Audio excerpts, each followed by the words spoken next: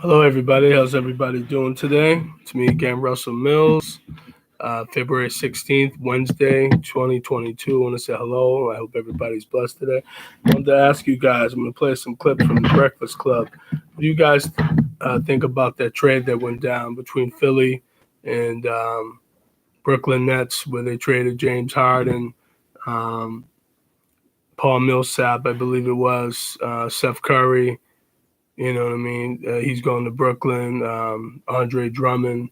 So let's play it. Let's see if we can get into this. It's DJ MV Angela Yee, Charlamagne the God. We are the Breakfast Club. Let's get some front page news. Where we start, Easy?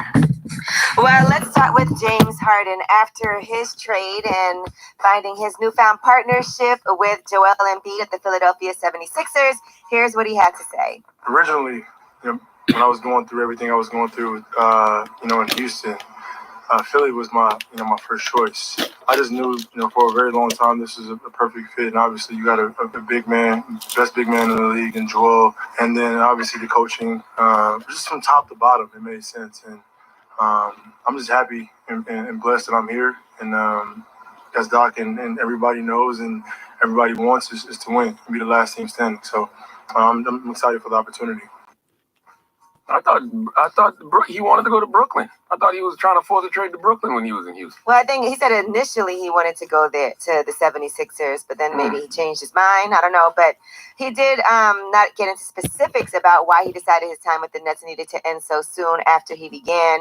But he did say that the circumstances surrounding Kyrie Irving's decision to remain unvaccinated had an impact on the team. He said very minimally, but he said him and Kyrie are really good friends.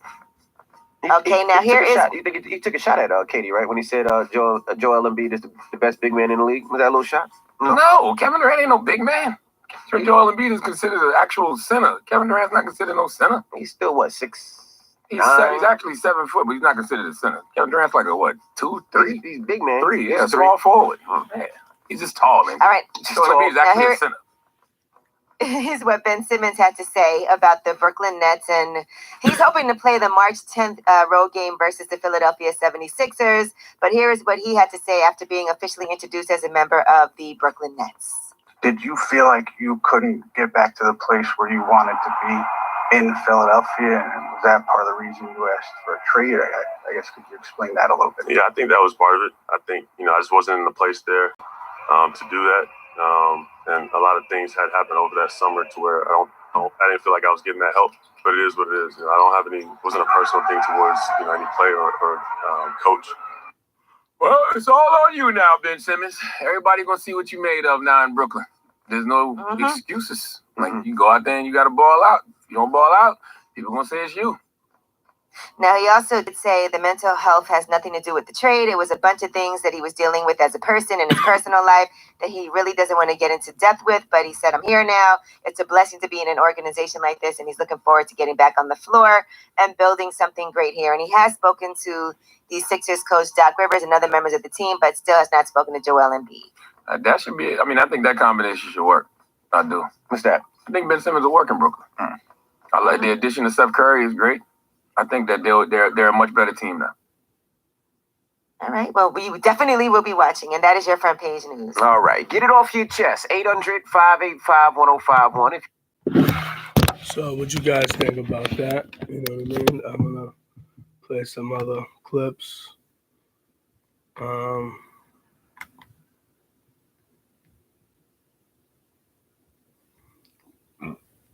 on 1 second.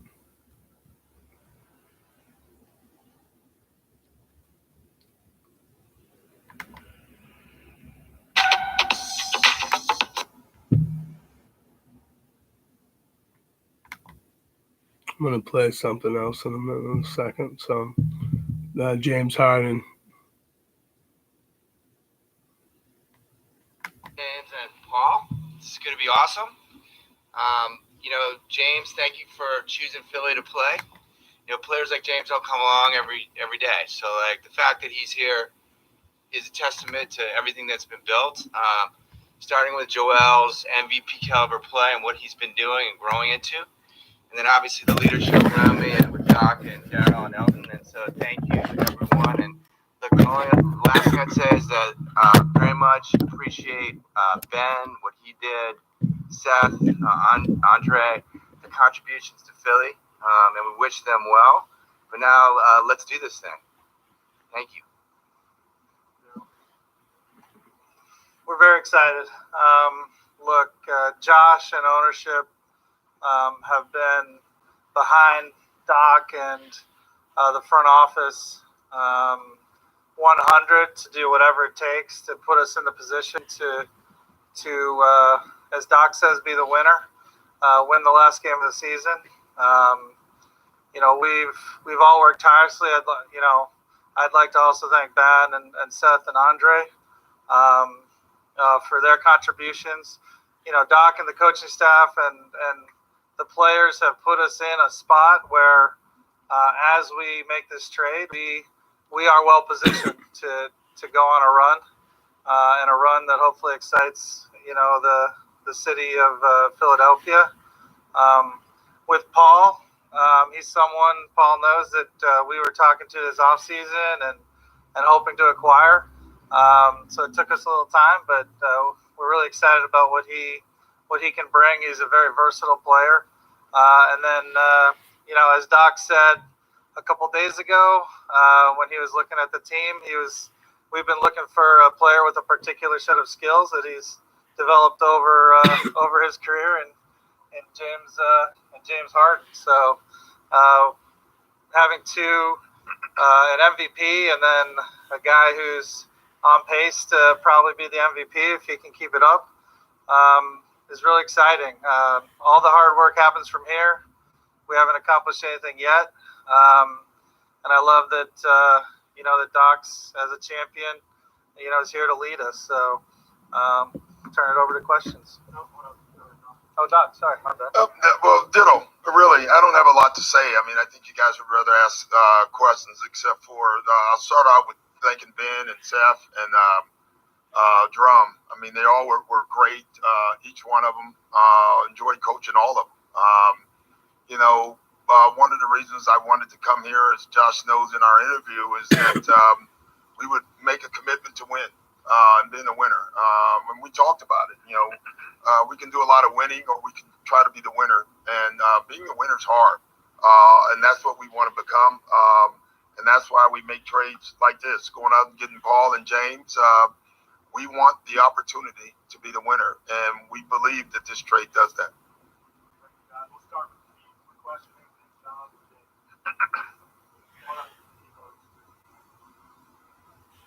Hey, how y'all doing? Welcome to Philly. James, this question is for you. I guess it's a two-part question. Why did you want out of Brooklyn, and why did you want Philadelphia to be your destination? Originally, when I was going through everything I was going through, in Houston, Philly was my first choice. It just didn't happen. So, but just detailed, I don't really want to get into, the Brooklyn situation. I just knew, for a very long time, this was a perfect fit. And obviously, you got a big man, best big man in the league, in Joel. And then obviously the coaching, just from top to bottom, it made sense. And I'm just happy and blessed that I'm here. And as Doc and everybody knows and everybody wants is to win and be the last team standing. So I'm excited for the opportunity. James, are you able to clear up what happened with the opt-in? I guess there was a report that you were going to opt in for the next year here with the Sixers after the trade. You still have the opportunity to do that. I still have the opportunity to do it. And will you? Yes. Yeah, but everything happened so fast. I just wanted to get here and take my time and most importantly focus on the end game, and that's winning the championship. And what can Joel Embiid do for your game, and what can you do for Joel's game? I think we complement each other. Obviously the whole world knows how great Joel's playing. Not just scoring the basketball, but rebounding. He got a triple-double last game. Just like his presence alone is unbelievable. And I feel like I'm the same way as far as making my teammates better and doing different things that impact the game at the highest level. And then we have a great core of guys that can help with that. So I wish I was playing tonight, but just take my time and after break we'll get things going. James, Jamie Apodi from 6ABC back here. You haven't stepped on the court yet, but before you even were in Philadelphia, your jersey sold out at the arena in less than an hour. There was a billboard touting "Welcome the Beard." How has that reception made you feel, and how do you feel about playing in front of these fans? These fans is probably the best fans in the NBA. You know, a lot of teams say that, a lot of organizations say that, you know, a lot of fan bases say that, but like ride or die, like probably the best fans in the NBA. And I'm just happy they're on my side. And so I'm gonna, this is James Harden speaking. Obviously, I don't want to, be getting too flagged or something, by YouTube, because again, YouTube is. I'm gonna say about Ben Simmons things. I'm gonna bring this up in a second.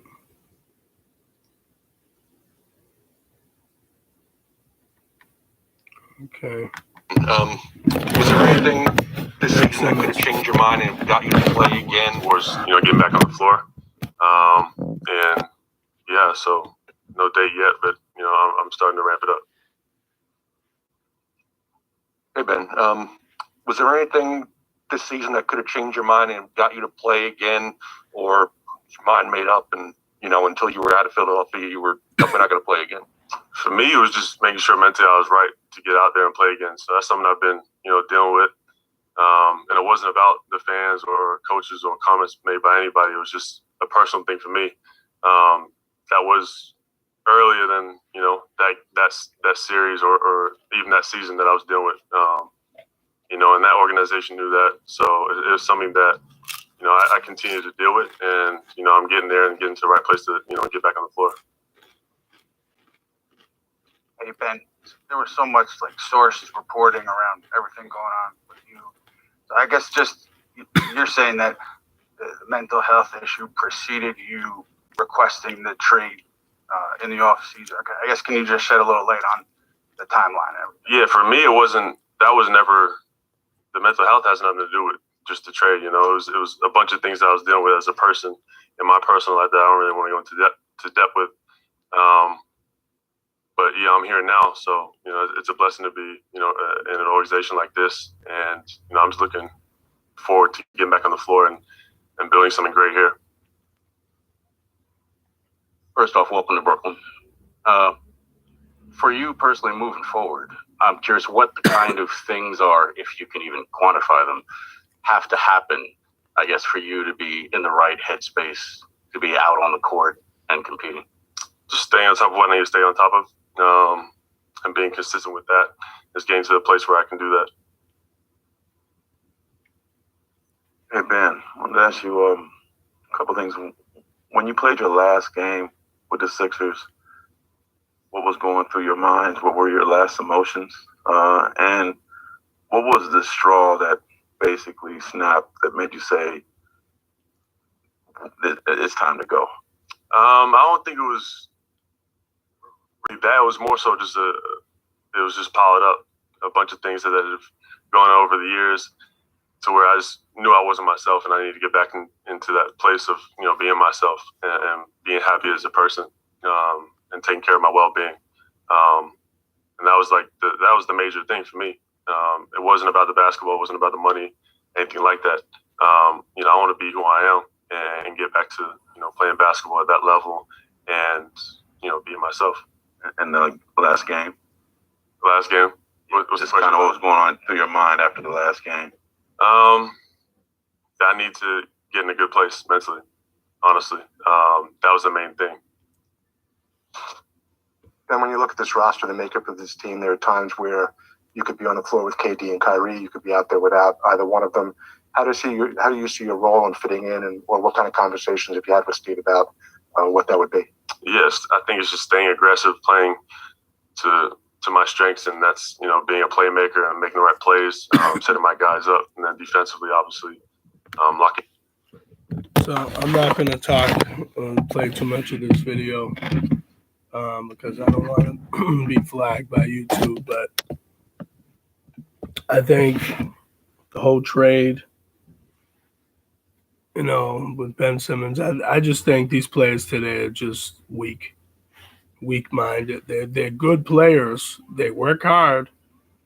You know what I mean? But the thing is, with the NBA today compared to the NBA back in the day, people say, "Oh, these players are better." You know what I'm saying? Yeah, they might be a little bit more strength and more conditioned, whatever the case is. But at the end of the day, to me, they're very weak-minded, and they get these little cheap calls that they call in the NBA because of what happened in the past when they used to have hard fouls to people, and sometimes people would fight and stuff. And honestly, I miss those days because even though the games were low scoring, but the fact was that um, you know like today's players, all they do is shoot threes, and then they think they're superstars. It's like, okay, if a man shoots 8 threes, he's a superstar. It's like, you know what I mean? Like, again, back in the day, they didn't shoot threes like that, but now they do. It's, you know what I mean? It's like, I think Ben Simmons personally is a pussy.